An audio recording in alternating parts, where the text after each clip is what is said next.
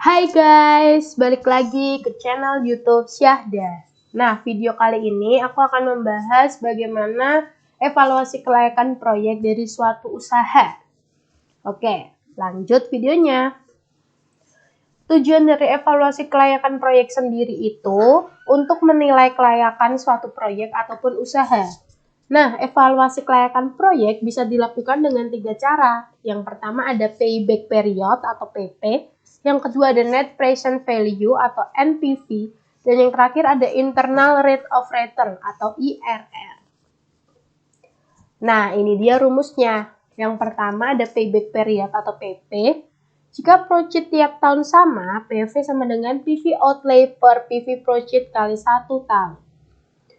Yang kedua ada NPV, Net Present Value. Rumusnya adalah PV project dikurangi dengan PV outlay. Dan yang terakhir ada Internal Rate of Return, yaitu IRR.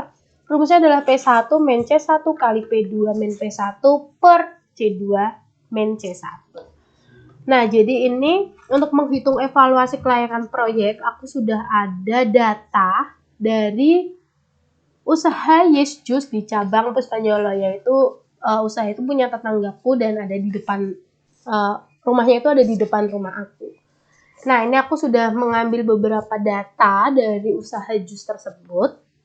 Yang pertama ada investasi bangunan sekitar 15.500.000 karena itu punya dia itu adalah bangunan yang gede kayak rumah gitu. Yang kedua ada investasi peralatan 5.500.000, biaya bahan baku 1.750.000, sewa bangunan 1 juta, lain-lain 700, depresiasi 2.975.000, omset 6 juta. Sebelum kita menghitung project 1 tahun, kita hitung dulu revenue-nya. Jadi revenue itu adalah omset dalam 1 tahun. Jadi biaya omset per bulan dikali 12, jadinya 72 juta. Kemudian investasi. Investasi itu investasi bangunan dijumlah dengan investasi peralatan, jadinya 21 juta. Total expense 1 tahun itu terhitung 51.400.000 dan total project 1 tahun itu terhitung 23.575.000. Nah, mari kita hitung menggunakan 3 cara evaluasi kelayakan proyek yang tadi sudah saya jelaskan. Nah, yang pertama. Jadi yang pertama ada Net Present Value atau MPV. Sorry, ini ada salah ketik. Value. Nah, jadi ini saya pakai 3 tahun. Tahun pertama, tahun kedua, dan tahun ketiga. Dengan project yang sudah tadi dihitung, yaitu sebesar 23.575, DF min 15, dan PV projectnya hasil dari kali project dengan DF min 15. Ini sudah ketemu semua, lalu kita jumlah PV projectnya yang ketemu 53.827.032 dan PV outlay-nya 21 juta. PV outlay ini investasi. Ya. Lanjut NPV-nya itu yaitu jumlah PV project dikurangi sama PV outlay. Jadi hasil NPV-nya 32.827.032. Nah, kesimpulannya, karena NPV ini lebih dari 0, maka investasi dikatakan layak. Lanjut kita pakai cara yang kedua, yaitu menggunakan cara payback period atau PP. Ini sama, aku hitung dalam 3 tahun, tahun 1, tahun 2, dan tahun 3, projectnya masih sama, 23.575, dengan rumus PP sama dengan PV outlay per PV project kali 1 tahun. Lalu PV dihitung ketemu 12,29268.293. Kita ambil satu angka di belakang koma, yaitu 12,3. Jadi 12 bulan ke 3 hari.